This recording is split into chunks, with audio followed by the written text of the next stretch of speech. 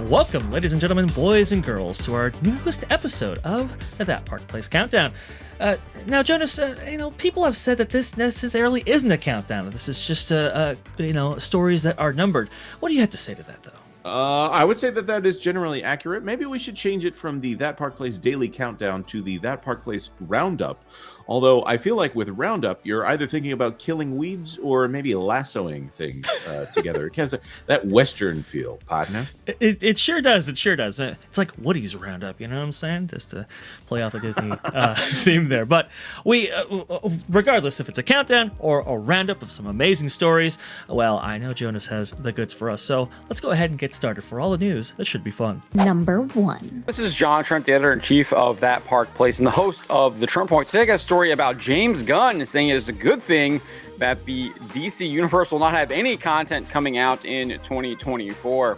Let's get into this right here. Headline reads, James Gunn admits lack of DC content in 2024 is great for us for the reset. This is what he said in a comment on Threads. He was asked by one user, do you think lack of DC content in 2024 is going to kill the brand? He says, I think it's great for us for the reset, implying that not having anything coming out in 2024 is actually good for the DC Universe reset that is going to take place with Superman Legacy.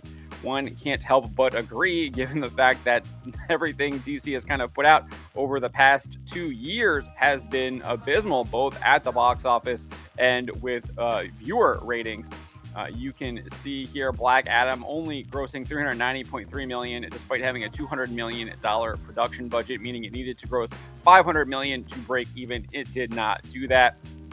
You can look at Shazam! Fury of the Gods, $132 million gross worldwide, having a $125 million production budget, another box office loser. The Flash grossed $266.5 million worldwide. It's been reported that it has a $200 million production budget. It's probably a lot higher. Anyways, it's still a box office loser, even at that lower $200 million production budget. And then Blue Beetle only grossed $128.7 million worldwide. It had a production budget of $120 million, another box office loser. And then if you want to look at the scores from users on IMDb, Blue Beetle had a 6 out of 10, not good. Flash, 6.7. Shazam! Fury of the Gods, a 6 out of 10. And then Black Adam, a 6.2. Nothing over 7. Really middle of the road. People were not really liking these films. So maybe washing that bad taste of these films, trying to erase that memory of these bad films over the next year will be a good thing. I don't think it's a long enough gap. I think you probably needed to do at least 5 years in order for people to kind of forget all this stuff and move forward with whatever they're going to be doing with Superman Legacy. We'll see what happens.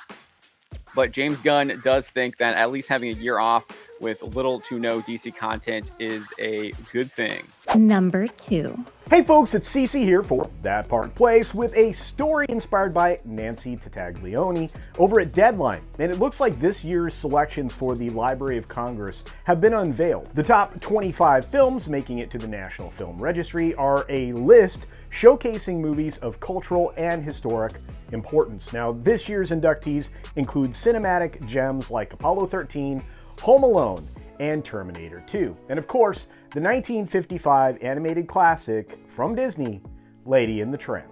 These movies aren't just entertainment, they're time capsules that are reflecting America's cultural evolution. From Ron Howard's heartfelt Apollo 13 to the Material Girl Madonna's Desperately Seeking Susan. Each film brings something unique to the table. You've got to admire the filmmaker's passion here. You've got Ron Howard reflecting on the space program in America's legacy there. You've got Gina Prince, Blythewood, who poured her own experiences into love and basketball. And let's not forget the cross-generational appeal of the heartwarming Christmas tale, Home Alone. Now, the most important factor here is the relevance of these selections. These films aren't just celluloid. They're stories collectively woven into America's historical fabric. And what a treat, you've got Turner Classic Movies right now hosting special screenings of these cinematic treasures. That started back on December 14th, so check your listings and see if you can find your favorites. These movies aren't just worth watching, they're worth preserving for the ages to come. Well, at least we can only hope. And wouldn't you agree? Are you taking advantage of the opportunity to watch these films over on TCM? Do you agree that film preservation is paramount? And what are your favorite films that you think deserve similar treatment in the future? Let us know your thoughts down in the comments section below. Number 3. Hi everybody, Tommy Tables here. Have you ever been to Roku City? No, it's not a real place. It is actually completely virtual, and if you are one of the 60 million subscribers to the Roku TV service, you might know what I'm talking about. For those who don't, it is a screensaver, and it started off for those people who were watching Roku who let their TVs idle, and so that they wouldn't suffer burn-in. And this, after a while, you would have the screensavers start coming from left to right with this really kind of interesting cityscape. And as these things go, it took on a bit of a life of its own.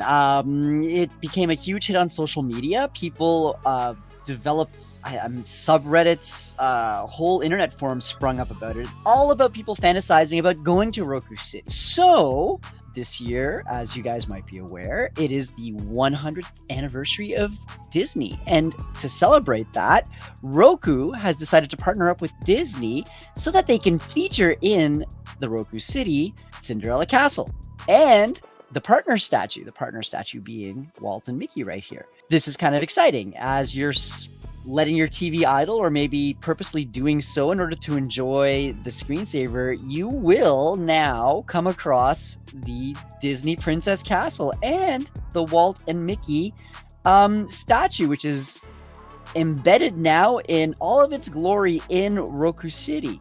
This is not new. Roku City has been previously offering virtual quote-unquote real estate to collaborators like Paramount Plus, Carnival Cruise Line, and Warner Brothers, who advertised Barbie on it. From what I have heard, this might be the only place you'll actually see Walt Disney in the 100th anniversary Walt Disney celebrations, but that is a story for another time.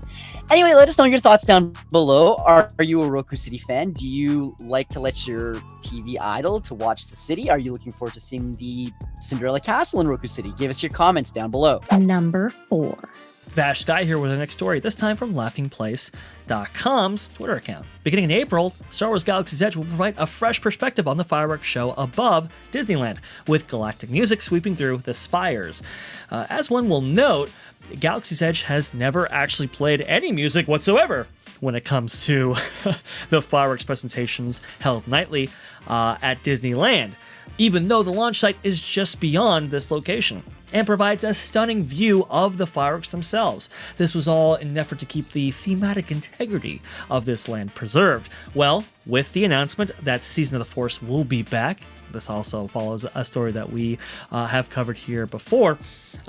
You can see that starting with the relaunch of Seasons of the Force in April 2024, they'll be actually be playing music here in this area of the park, along with a regular occurring nighttime fireworks show that in every other part of the park will just be normal. It says right here, now a special galactic score will play in Galaxy's Edge while regular fireworks show plays elsewhere in the park. So this is pretty cool right here. I know a lot of people have been asking for this, especially Disneyland locals.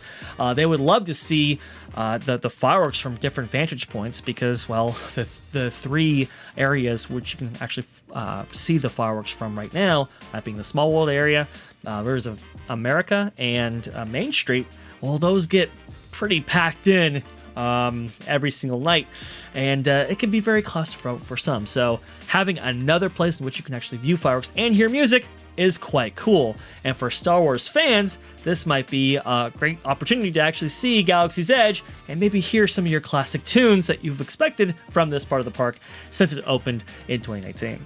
Well, it's time to hit that lonesome highway because it is Friday. Thank you so much to tuning in to another episode of the That Park Place Daily Countdown. By the way, if you know any stories that you think we should be covering, reach out to us on social media. Of course, drop them in the comments. We do read the comments. We do love the comments.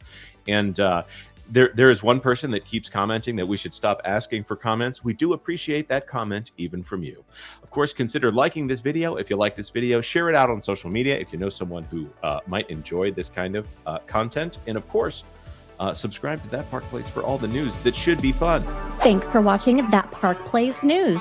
For more information, consider checking out www.thatparkplace.com. And don't forget to subscribe, share, like, and send this out on your favorite social media accounts.